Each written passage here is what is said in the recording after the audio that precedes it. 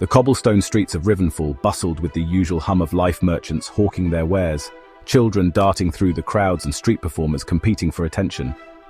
Among them stood Eli, a wiry young man with a battered acoustic guitar slung over his shoulder. His fingers were calloused from years of playing, though his talent rarely earned him more than a few scattered coins. Eli's spot at the corner of Sparrow Lane wasn't the most glamorous, but it offered steady foot traffic and a semblance of familiarity.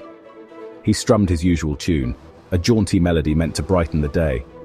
The crowd paid little attention, as always, but Eli didn't mind.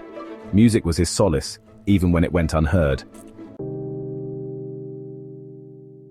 One overcast afternoon, as the sky threatened rain, an old man approached Eli.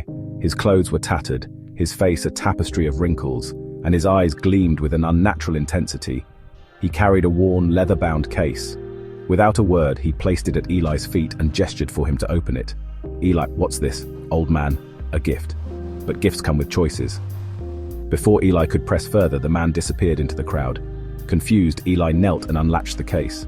Inside lay a guitar unlike any he had ever seen. Its body shimmered with a swirling iridescence, as though the wood itself was alive. The strings glowed faintly, pulsing like a heartbeat. Eli hesitated, but felt an irresistible pull to pick it up. The moment his fingers touched the strings, a wave of warmth surged through him. He strummed a chord, and the sound that emerged was unlike anything he'd played before. It was rich, resonant, and infused with an otherworldly energy.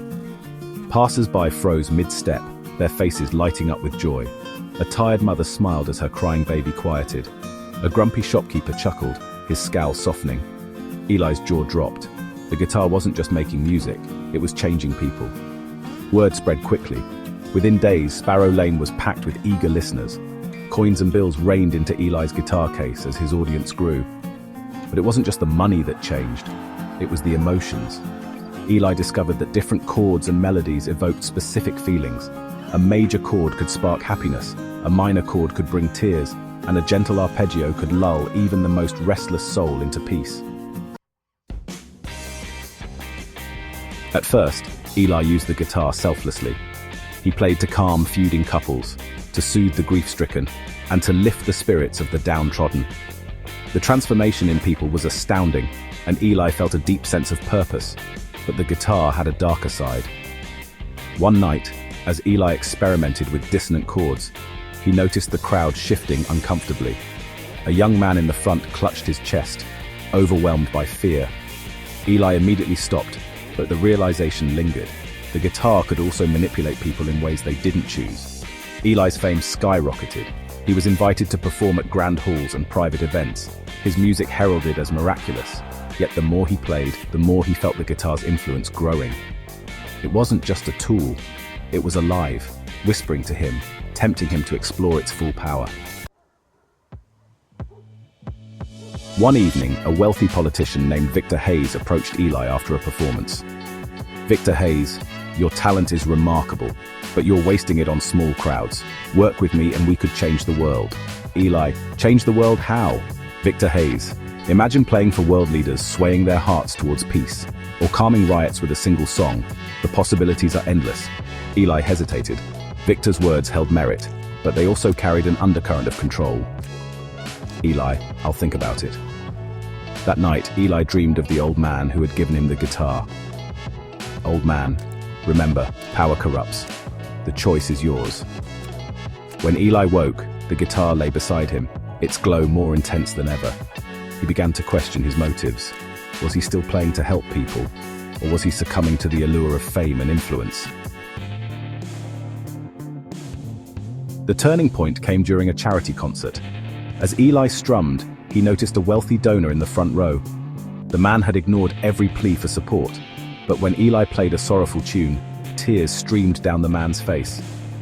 Moments later, the donor pledged an enormous sum. Eli should have felt proud, but instead, he felt hollow. Had he genuinely inspired generosity, or had he manipulated the man? Tormented, Eli returned to Sparrow Lane. He played for the humble crowd that had once been his only audience. This time, he chose songs that allowed the guitar's magic to shine softly, nudging rather than overwhelming. The joy on people's faces felt genuine, unforced. As the sun set, the old man appeared once more. "Old man, you've seen what it can do. Will you keep it?" "Eli, it's a gift, but it's also a burden. I don't want to control people." The man smiled. Old man, wisely chosen. He held out his hand, and the guitar's glow faded. Eli reluctantly placed it back in the case. "Eli, what happens now?" "Old man, you'll play again, but this time, the music will be yours." As the man vanished into the night, Eli picked up his battered old guitar. He strummed a chord, and though it lacked the magic of the other, it felt pure. The crowd's smiles remained, and Eli knew he'd made the right choice. His music, flawed but authentic, was enough.